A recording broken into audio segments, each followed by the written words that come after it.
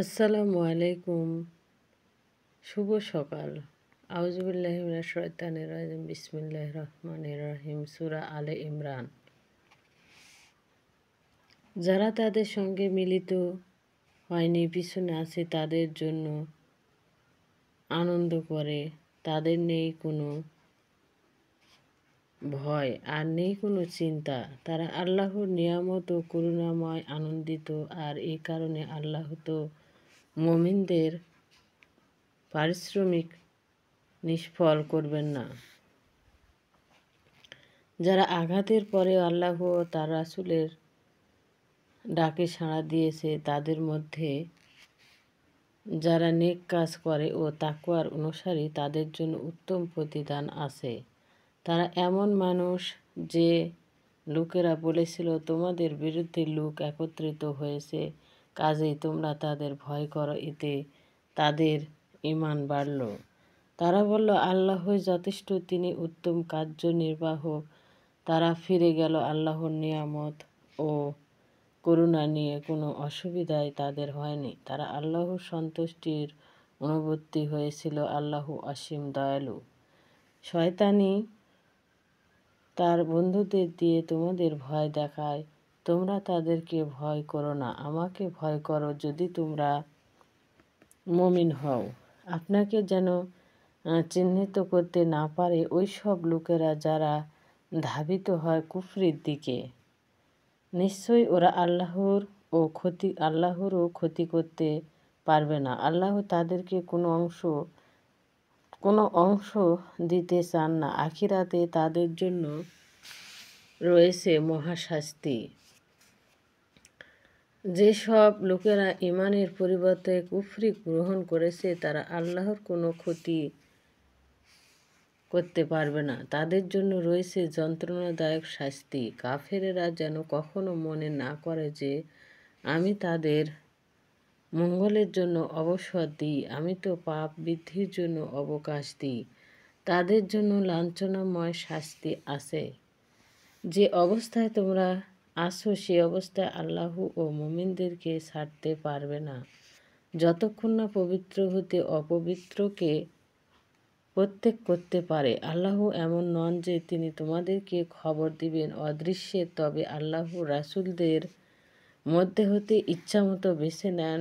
অতএব আল্লাহ ও রাসূলদের বিশ্বাস করো যদি তোমরা ঈমান আনো, আর ভয় করো, তবে তোমাদের জন্য রয়েছে বড় প্রতিদান। আর যারা কৃপণতা করে আল্লাহর অনুগ্রহে প্রাপ্ত বস্তুকে, তারা যেন একে কল্যাণ মনে না করে, বরং এটা তাদের জন্য বড়ই অকল্যাণকর। কিয়ামতের দিন তাদের কৃপণতার বস্তু তাদের গলার বেড়ি হবে। আকাশ ও জমিনে সার্বভৌমত্ব একমাত্র আল্লাহরই। আল্লাহ তোমাদের কৃতকর্মের খবর রাখেন।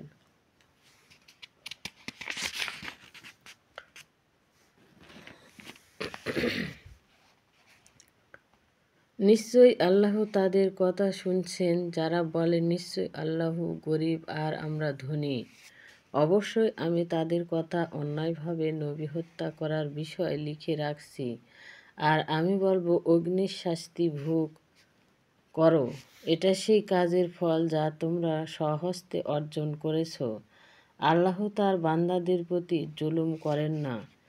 যারা বলে আল্লাহর নির্দেশেই করেছেন যেন আমরা বিশ্বাস না করি কোনো রাসূলকে, যতক্ষণ পর্যন্ত না তার কুরবানি আগুনে এসে খেয়ে ফেলে।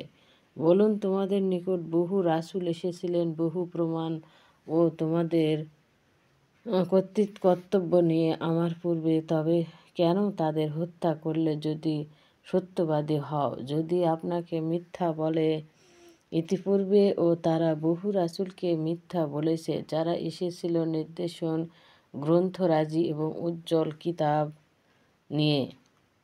জীব মাত্র মৃত্যুবরণ করবে, অবশ্যই কিয়ামতে তোমাদের পূর্ণ পুরস্কার দেওয়া হবে। যাকে আগুন থেকে দূরে রাখা হবে এবং জান্নাতে নেওয়া হবে। সেই সফল কাম দুনিয়াবী জীবন শুধুমাত্র ছলনাময়।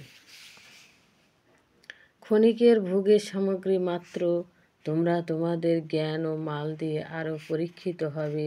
অবশ্যই তোমরা শুনবে। পূর্বের কিয়ামতের অনুসারী ও মুশরিকদের পক্ষ হতে অনেক কষ্টদায়ক কথা। যদি ধৈর্য অবলম্বন করো ও পরহেজগার হও তবে তা সাহসের কাজই হবে। আর যখন আল্লাহ অঙ্গীকার নিয়েছে কিতাবীদের নিকট থেকে যে তোমরা মানুষকে কিতাবের বর্ণনা দিবে, তা গোপন করবে না, কিন্তু তারা তা অগ্রাহ্য করে এবং তুচ্ছ মূল্য গ্রহণ করে। সুতরাং বিনিময় হিসেবে তারা যা গ্রহণ ও সরল তা কতই না নিকৃষ্ট।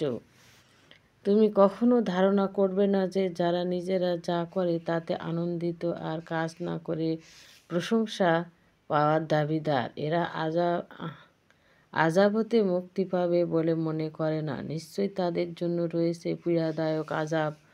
আকাশমণ্ডল ও পৃথিবীর রাজত্ব একমাত্র আল্লাহরই। আল্লাহ সব কিছুর উপর শক্তিমান। নিশ্চয়ই আসমান ও জমিনের দৃষ্টিতে রাত ও দিনের পার্থক্য নিশ্চিত নির্দেশন রয়েছে যারা জ্ঞানবান, তাদের জন্য যারা আল্লাহ তাআলাকে স্মরণ করে দাঁড়ানো অবস্থায়, বসা অবস্থায় ও শোয়া অবস্থায়।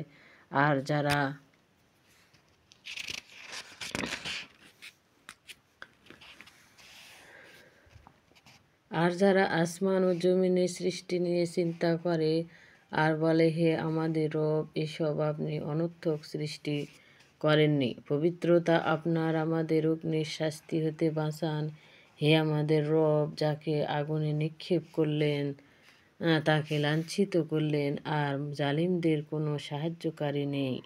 হে রব, আমরা শুনেছি আহ্বায়ককে ঈমানের ডাক দিতে যে তোমরা রবের প্রতি ঈমান আনো।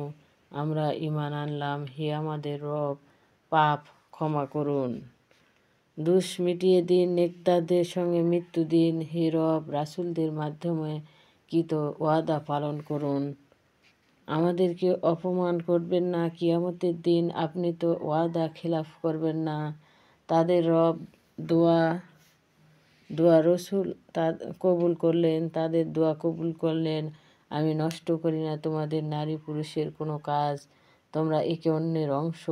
সুতরাং যারা হিজরত করল, আপনি বাড়ি ঘর হতে বিতাড়িত করেছেন, আর আমার পথে যারা কষ্ট পেল, যুদ্ধ করল, শহীদ হলো, আমি অবশ্যই তাদের পাপ মিটিয়ে দিব, অবশ্যই জান্নাতে দাখিল করাবো, যার নিচ দিয়ে ঝর্ণা ধারা প্রবাহিত।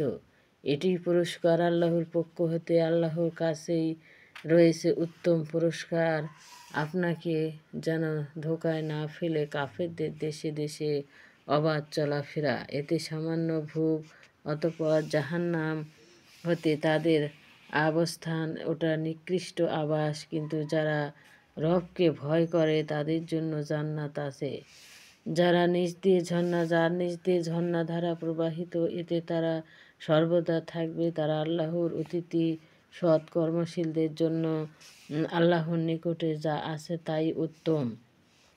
কিতাবীদের মধ্যে অবশ্য একাংশ আল্লাহকে তোমাদের প্রতি যা অবতীর্ণ হয়েছে ও তাদের প্রতি যা অবতীর্ণ হয়েছে বিনয়ী হয়ে বিশ্বাস করে।